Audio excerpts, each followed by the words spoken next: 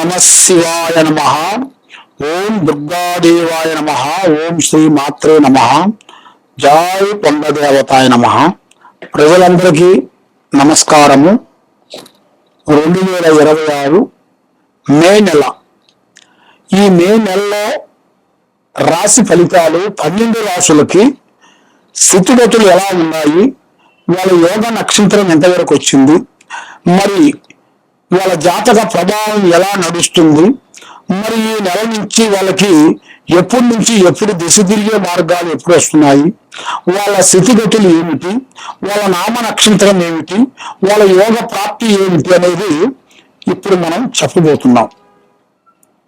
దేనికైనా మనసుగణంగా కొన్ని సమస్యలు వస్తుంటాయి.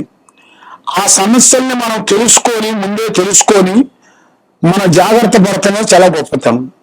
వర్షం వస్తుందా అంటే మనం గొడుగు ఎందుకు పెట్టుకుంటాం? జాగ్రత్త. అదే విధంగా ఈ రాశుల్లో 12 రాశుల్లో ఉండవలసిన వాళ్ళకి ఏ టైం నుంచి ఏ టైం వరకు వాళ్ళకి వాళ్ళ నక్షత్రాలను బట్టి, వాళ్ళ యోగాన్ని బట్టి వాళ్ళు ఏమేమి సమస్యలు ఎదురవుతున్నాయనేది మనం ముందు తెలుసుకోవాల్సింది. మరి ఈ జ్యోతిష్యం అంటే ఒక చిన్న చీకటిలో ఒక వెలుతురు. మనకి వెలుతురు ఉంటే కదా మనకి కనబడేది. మన వెలుతురు లేకపోకుండా ఉంటే మనం ఏం చేయలేం కదా. కాబట్టి వెలుతురు ఉన్నంత వరకే మనం జాగ్రత్త పడాలి. అదే విధంగా మనకి ఆ వెలుతురు రావాలంటే మనం ముందు జాగ్రత్త ఏం చేయాలి, మరి ఏ రాశులకి ఏ నక్షత్రాలకి ఏ యోగాలకి ఎలా మారుతుంది అనేది మన జాతక చక్ర గణితం వేసేసి ఈ రాశి ఫలాన్ని బట్టి ఎలా ఉందనేది ఇప్పుడు మనం చెప్పబోతున్నాము. ఈ మే నెలలో ఈ 12 రాశులకి ఎలాంటి సమస్యలు ఉన్నా కూడా చెప్పబోతున్నాం. ఓం నమ శివాయ నమ.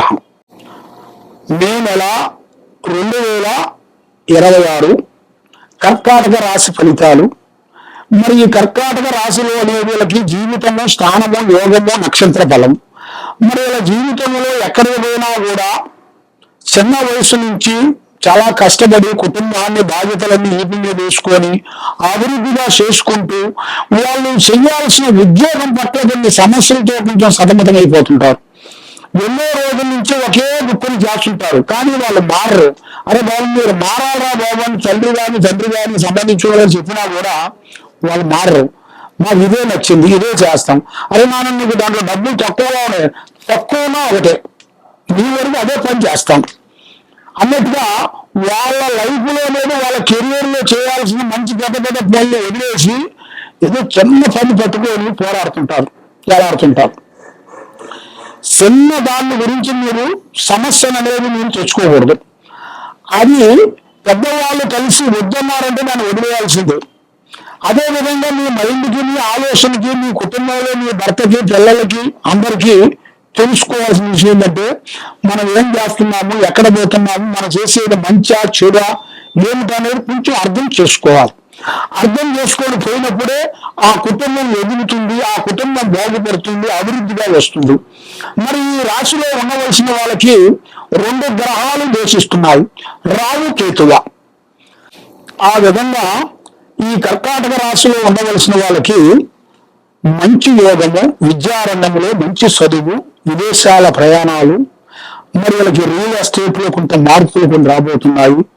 సినీ రంగంలో కానీ, యూట్యూబ్ రంగంలో కానీ వీళ్ళకి అభివృద్ధిగా రావాల్సిన ఎన్నో రోజుల నుంచి ఇలా మైండ్లో అనుకున్న ఆలోచనలు, ఎన్నో రోజుల నుంచి ఒకటి నేను చేయగలుగుతాను, దాన్ని సాధించగలుగుతాను, అభివృద్ధిగా చేయగలుగుతానన్న ఒక పట్టుదలని వాళ్ళకి నెరవేరే టైం రాబోతుంది.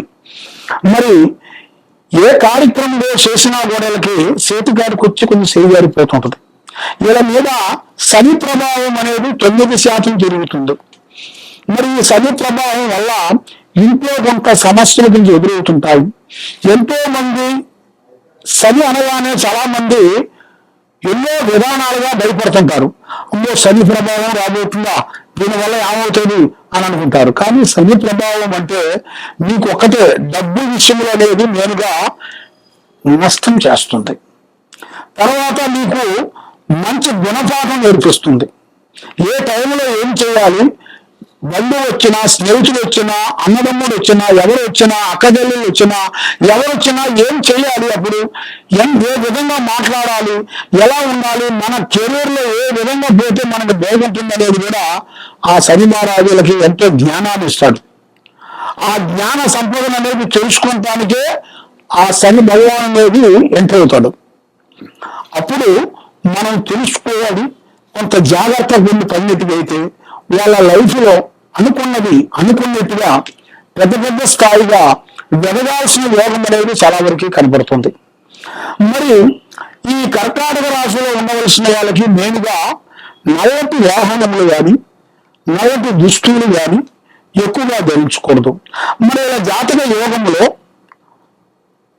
రేపు చేసే పని కానీ ఈ రోజు ఎవరికి చెప్పి చేయకూడదు. ఒకరికి డబ్బులు ఇవ్వచ్చు, తెచ్చుకోవచ్చు, కానీ ఒకరికి నేను అంటూ ఆమెను జామీను పడొద్దండి. మరి మీరు అప్పులు ఇచ్చేటప్పుడు వాళ్ళు ఏదో బాధతో ఉన్నారు, కష్టాల్లో ఉన్నారని మీరు అప్పులు ఇస్తారు. మరి మీరు అప్పులు ఇచ్చేటప్పుడు వాడికి దేవుళ్ళకి కనబడతారు. కాబట్టి అదే అప్పుడు మీరు ఒక సంవత్సరం పోయిన తర్వాత మళ్ళీ మీరు అడిగారు అనుకోండి, ఏమైతుందంటే వాళ్ళు మిమ్మల్ని ఒక రాక్షసుని చూస్తుంటారు.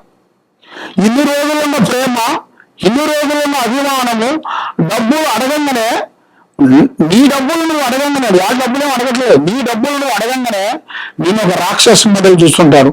నిన్ను ఏ విధంగా సరే ఏదో ఒక మాటలు మాట్లాడుతుంటారు, పోటీ మాటలు మాట్లాడుతుంటారు. అరే నీకు డబ్బే ముఖ్యమా, మనుషులు ముఖ్యం కాదా, అది కాదా, ఇది కాదా అని మిమ్మల్ని చాలా డిలేట్ చేసి మిమ్మల్ని మనసుకి గాయమయ్యే మాటలతో మిమ్మల్ని ఇబ్బంది పెడుతుంటారు. కాబట్టి మీరు డబ్బులు ఇచ్చేటప్పుడు చాలా జాగ్రత్తగా ఉండండి. కాబట్టి మీరు చేయాల్సిన పూజా బలం నేనుగా దుర్గాదేవిని, అమ్మవారిని పూజించండి. ఆ దుర్గాదేవి వల్ల మీ కుటుంబంలో అష్టకష్ట దరిద్ర దోష నివారణ శాంతమైపోతుంది. మరి ఎన్నో రోజుల నుంచి మీరు అనుకున్న పనులు చేసే కార్యక్రమాలు ముందుకు వస్తాయి. మరి మీరు ఏం చేయాలనుకుంటున్నారో అభివృద్ధిగా పొందాల్సిన టైం దగ్గరికి వచ్చేసింది. కాబట్టి మీరు ఎక్కడెక్కడ పోయి జ్యోతిష్యం చెప్పించుకొని నిరాశ చెంది ఎన్ని చేసినా అయిపోయింది మా జీవితం, ఇక మీరు ముందుకు రాలేమని అనుకుంటున్నారా? కాదు, మీకంటూ మళ్ళీ ఒక టైం రాబోతుంది. కాబట్టి ఈ కింద రాసిన నెంబర్గా ఒకసారి మనకు సంప్రదించినట్లయితే మీకు ఏ సమస్య ఉందో అనేది మేము చూసి చెప్పగలుగుతాం. సర్వే జనా సుఖినో భవంతు. ఓం నమః శివాయ. శ్రీ సమ్మక్క సారలమ్మ మహాశక్తిపీఠం.